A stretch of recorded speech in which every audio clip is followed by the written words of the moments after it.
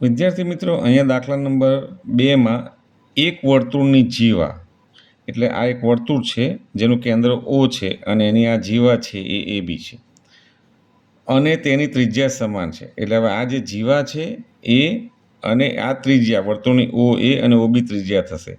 તો આ સરખા છે, એટલે આ વર્તુળની આ ત્રિજ્યા અને આ જીવા સરખા છે. એટલે હવે સમાન છે. આ જીવા એ લઘુચાપ પરના બિંદુ આગળ, એટલે અહીંયાથી આ જે જીવા છે તો આ થશે લઘુચાપ થશે, A થી APB લઘુચાપ થશે. અને ગુરુચાપ પર હવે આ લઘુચાપ AB છે એની પર આપણે આ P બિંદુ લીધું છે, એટલે આખો કહેવાશે લઘુચાપ APB. પરંતુ આ લઘુચાપ AB પર આ P બિંદુ લીધું છે, તો અહીંયા જે ખૂણો બને તો એ ખૂણાનું માપ આપણે શોધવાનું છે. અને હવે ગુરુચાપ AB, આ ગુરુચાપ AB કહેવાશે. તો આ ગુરુચાપ AB પરના આપણે Q બિંદુ લીધું છે. તો આ Q બિંદુ આગળ જે ખૂણો બને છે આ જે AB જીવાથી, એટલે કે આ AB ચાપથી આ જે Q બિંદુ આગળ જે ખૂણો બને છે જે ગુરુચાપ પરના બિંદુ આગળ બનતો ખૂણો છે, તો એ ખૂણાનું માપ આપણે શોધવાનું છે. હવે વિદ્યાર્થી મિત્રો, સર્વપ્રથમ આપણે લખી દઈએ કે અહીંયા આગળ આકૃતિ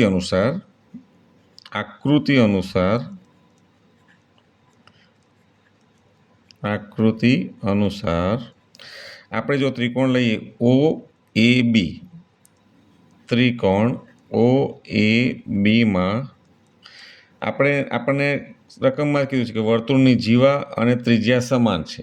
એટલે OA = OB બંને ત્રિજ્યા થશે અને જીવા AB થશે. એટલે આપણે લખી શકીએ કે OA = OB = OC. એટલે કે આ બંને ત્રિજ્યા છે અને આ શું છે, OA = OB = AB થશે, AB થશે. બરાબર છે. તો આ બે ત્રિજ્યા અને આ જીવા સમાન છે. હવે ત્રિકોણની 3 બાજુ સરખી હોય તો ત્રિકોણના 3 ખૂણા પણ સરખા થાય. ધેરફોર આપણે લખી શકીએ કે ખૂણો AOB, ખૂણો AOB બરાબર ખૂણો OAB, બરાબર ખૂણો OBA. તો આપણે જાણીએ છીએ કે ત્રિકોણમાં 3 ખૂણા સરખા હોય અને ત્રિકોણના 3 ખૂણાનો સરવાળો 180 હોય, તો 180ને આપણે 3 વડે ભાગીએ એટલે 180/3.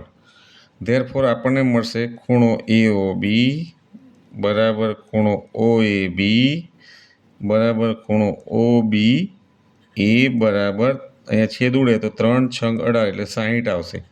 એટલે આ ત્રણેય ખૂણાના માપ કેટલા મળ્યા આપણને? 60 મળ્યા. આ ત્રણેય ખૂણાના માપ 60 મળ્યા. હવે ત્રણેય ખૂણાના માપ સરખા છે એટલે આને સમકોણ ત્રિકોણ પણ કહેવામાં આવે છે.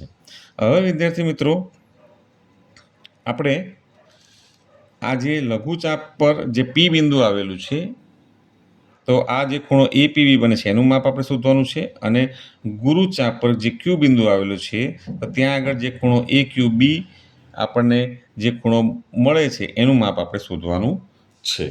તો હવે વિદ્યાર્થી મિત્રો, આપણને ખૂણો AOB એટલે આપણને આ 60 મળ્યો. આ ખૂણો કેટલો મળ્યો? 60 મળ્યો. આ પણ 60 મળ્યો અને આ પણ 60 મળ્યો. તો હવે વિદ્યાર્થી મિત્રો, આપણે પ્રમેય 9.7 અનુસાર જાણીએ છીએ કે જો વર્તુળનો ચાપ એ વર્તુળના કેન્દ્ર સાથે જે ખૂણો આંતરે એના કરતાં ગુરુચાપ પરના જે બિંદુ Q આગળ જે આંતરેલો ખૂણો હોય છે એ કેવો હોય છે? આની કરતાં આ અડધો હોય છે અથવા તો આની કરતાં આ બમણો હોય છે.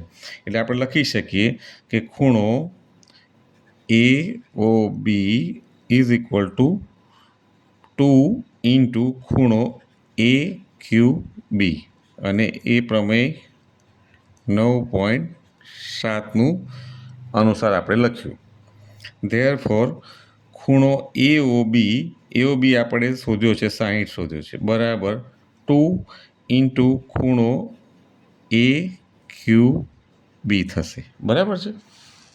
હવે ધેરફોર 60 આ બે ગુણાકારમાં છે તો અહીંયા ભાગાકારમાં આવશે, બરાબર ખૂણો AQB.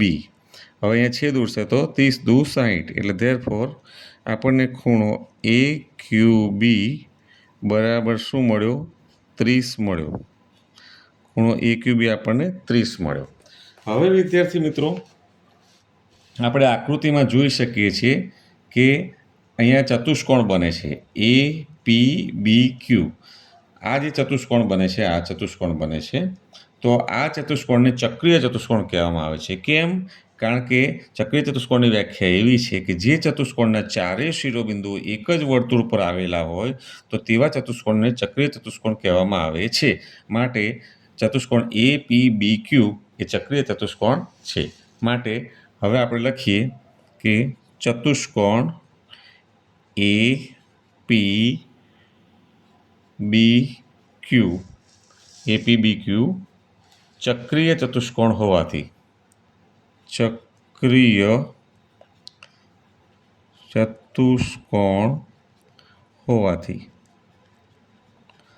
તો વિદ્યાર્થી મિત્રો ચક્રીય ચતુષ્કોણનો અગત્યનો ગુણધર્મ એ છે કે ચક્રીય ચતુષ્કોણમાં જે સામસામેના ખૂણા હોય એટલે કે આ જે ખૂણો એ ક્યુ બી અને એની સામેનો ખૂણો છે એ પી બી, તો સામસામેના ખૂણાનો માપનો સરવાળો 180 થાય છે. ત્યારપર આપણે એ લખીએ સિદ્ધાંત કે ધેરફોર ખૂણો એ ક્યુ બી પ્લસ ખૂણો એ પી બી બરાબર 180.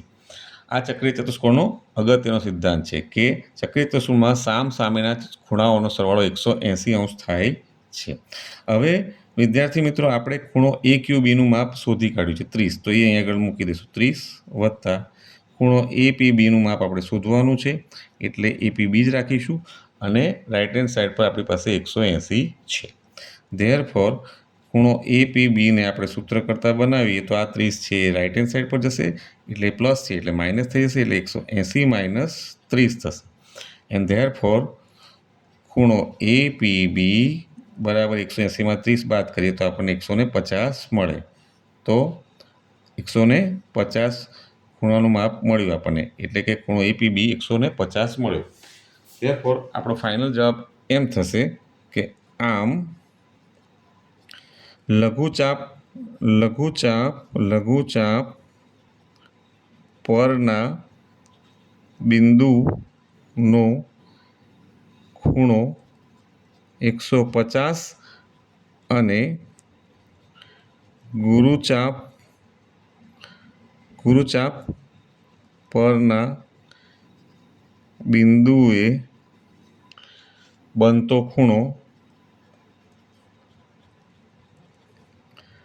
30° છે, જે આપણો માંગેલો જવાબ છે.